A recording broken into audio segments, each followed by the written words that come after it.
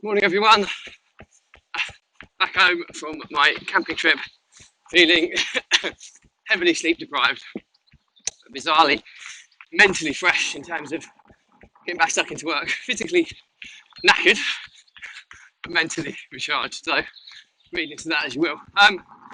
Anyway, so it's a Wednesday morning, sorry there's a car just trying to get past me. So Wednesday morning, and we always discuss business systems and outsourcing, and today I want to talk to you about the art of effective delegation. Now, this is from the Facebook group members. Sarah Hartwright asked the question, how to delegate effectively. Sorry if the wind is heavy. We've had Storm Ellen, and I think we're just in the early stages of Storm Francis. So I'm delighted to be back home from camping, because one place you don't want to be when it's blowing 50 to 75 mile an hour winds is in a tent. So anyway, I digress. So we're talking about how to outsource effectively, or how to delegate effectively. And this is something that so many people get wrong.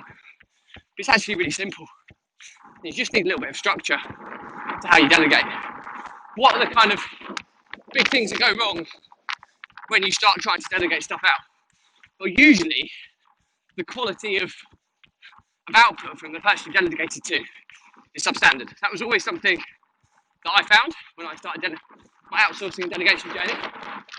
And this links to my Blame Yourself First episode I did a few weeks back, in that it's so easy just to point a finger at whoever you're delegating to, whether it's a virtual assistant, remote worker, whether it's a physical employee who's in the same office as you. But if your instruction and clarity of what you're asking them to do is substandard, then inevitably it's going to be substandard the output that they give you. So just please bear that in mind. If you remember that, you'll never be too hard on your team, and that's really, really important, because if you're overly hard on your team, it demoralises them, and as soon as motivation drops, they're more likely to jump ship and leave. So really important to keep a motivated team. And if you take the lead and lead by example, blame yourself first, apologise to them for giving them poor instructions rather than telling them their work is substandard. It's a really good technique. So how do you do this effectively? Well, there's only really four things that I think you really need to tell them. And you can shortcut this process a little bit when it's obvious, but to begin with, I'd always follow every step. But when you delegate with a structure. So this is assuming, by the way, you're delegating by video communication, which is what I swear by. And again, I shortcut this process when I believe the task is ridiculously obvious. It doesn't warrant a video recording. But that will be very, very rare. I'd say probably 9 out of 10 tasks I delegate are by video. Okay, so the reason video is so powerful, we've talked about, is if I wrote something down in written text, I can almost guarantee you that 75% of the time it would be misinterpreted, and that wouldn't be down to the person who was doing the work. It'd be down to me and how poor my grammatical skills probably are. If you send a picture, it helps. People say a picture says 1,000 words.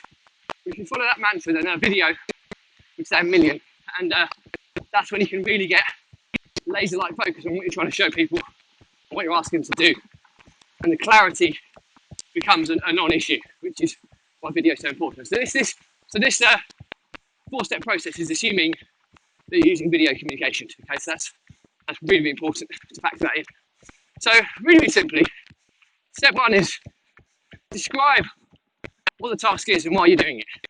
And it's important that you describe and tell them why, because you might be telling people to do some mundane work, but it could be super, super important. A prime example is in my deal sourcing business, whereby we have a team of remote workers searching for deals every day. Now, On the crux of it, it sounds pretty boring and laborious because it is just market research and doing data analysis, and that can get quite boring. However, when they realise that these deals are actually going to sell and possibly make up to £10,000 per sale, and if they don't find these deals, we've got nothing to sell, and they are arguably doing the most important part of the business, then they think, wow, they feel empowered, and it means that they'll take the job far more seriously. So that's step one: describe what you want them to do and why they need to do it. Really, really important. So that's really key. Number two, what they're going to produce for you. You need to give them something in terms of what the output is going to be. Whether it's a spreadsheet, whether it's a report they're going to update, whether it's a short list, whatever. Tell them what you want them to give them. Really, really obvious. So people don't do it. They give them all sorts of load of properties, and they'll do that, and you think they're not doing any work. But they haven't presented to them in the format that you want. So they may have sourced loads of properties, but they might have scribbled them down in a notepad or something. If you haven't got access to that notepad, it's pointless. So please tell them what they need. Okay, so what they need to provide, how they're going to deliver the task to you, what's the output. Step three, make sure they have the right access. So tell them to do this task, you're going to need access to this and this, i.e., G Suite shared drive and my Rightmove login, whatever it is. And I'll do a separate blog episode on LastPass. I touched on it on numerous episodes, but that's how you can share passwords and access to your software securely, so you don't have to fear people changing passwords, etc. So I'll talk to you about that's the security of your organisation. So it's really, really important. So tell them this is the access you need, and confirm that you've already shared access with them. The last thing you want to do is delegate them something, and then they can't do it, or they're coming back to you waiting for your response because you haven't given them the access they need. So really, really important. Make sure they have access. And the last one, again, this is one you can potentially shortcut if it's super obvious, but if it's not, please tell them how much time you expect them to spend on this stuff. So really, really important. And the reason you do that is the countless occasions that you can delegate something that you think is a half an hour task. If you haven't told them that and they've spent 4 hours or a whole day on it, they may have done an amazing job, but you've just spent an extra 5, 6, 7, 8 hours worth of pay to that individual, and it's not their fault. They've just gone above and beyond what was expected of them. So really important to give them an indication of how much time the task take. If you don't know, just say, spend 2 hours on this or whatever, and then check in with me, and we'll see where we are, just to make sure that your efficiency levels are right, because there's nothing worse than spending on overhead that's not required. So just having a simple check-in after a couple of hours can be a good way of eradicating that. So you will have lots of tasks to delegate as well that will be done daily or periodically, weekly, monthly, and as they've been doing that for some time, obviously they'll realise how long to spend on each, but that's for recurring work in business. But for ad hoc stuff, 100% you need to make sure they know how long they're expected to spend on the given task. So hopefully that clarifies things for you. So other things that can go wrong when you get this wrong is the entrepreneurial mindset, in that most entrepreneurs are a control freak by nature. If you get this stuff wrong and you get substandard output, it knocks your entrepreneurial confidence. If it knocks your confidence, the likelihood of you wanting to outsource stuff in the future or delegate stuff in the future will diminish, which will mean you'll end up being an overworked, overstressed, over-anxious entrepreneur, which is, I've been there, it's not a good place to be. So that's really, really important that you kind of understand this. The other thing, if you get this wrong, is you'll find that it will start taking you longer to delegate than it does to complete the work itself, which again is inefficient. If you're spending so long, communicating back and forth, trying to help them get a really simple task done, it's not freeing you up. It's taking away not just your time, but the VA's time, or the remote workers' time, or your team members' time, which is completely counterproductive. So it's really, really important that you need to get this right.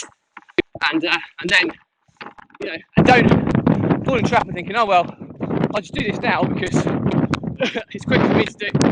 Well, if it is a recurring task in your business, or it's something that's going to be done at some point again in the future, then you think of the compounding impact of you having to do that task again the next time, and the next time, and the next time. So it might take you slightly longer. I normally reckon it takes between 2 and 5 minutes longer to do a task and record yourself by video as it would to do it without. So everybody's got 2 to 5 minutes to spare, no matter how busy you are. So in that instance, doing that once means that task will never come back to you again in the future. But if you haven't done it, the next time it comes around, you have to either record it, which means you're doing it again. And if you miss recording at that time, the same thing will apply. So please take this seriously, because this is absolutely game changing. When you get this right, the scale and the opportunities that kind of present themselves to you become far more realistic, because you don't have to do everything yourself. So that's really, really important. So that's pretty much it on this topic. Hope you found it useful. Any questions, as always, just drop me a comment. I guarantee I'll respond to every single comment. If it's a bigger topic, I will still respond, but I'll do a separate vlog episode and tag you in like I'm doing today with Sarah Hartwright. So hope you found this useful, Sarah. And if you think this is just good value and somebody else will benefit from it, please tag them in and share it. If you share it, obviously it gets big reach, or if not, just give it a like, and that will push it a little bit further using the social media reach algorithms. If it's not for you, unfollow, unfriend me, absolutely no problem at all. I don't want this annoying people and cluttering people's feeds up, so by all means do that.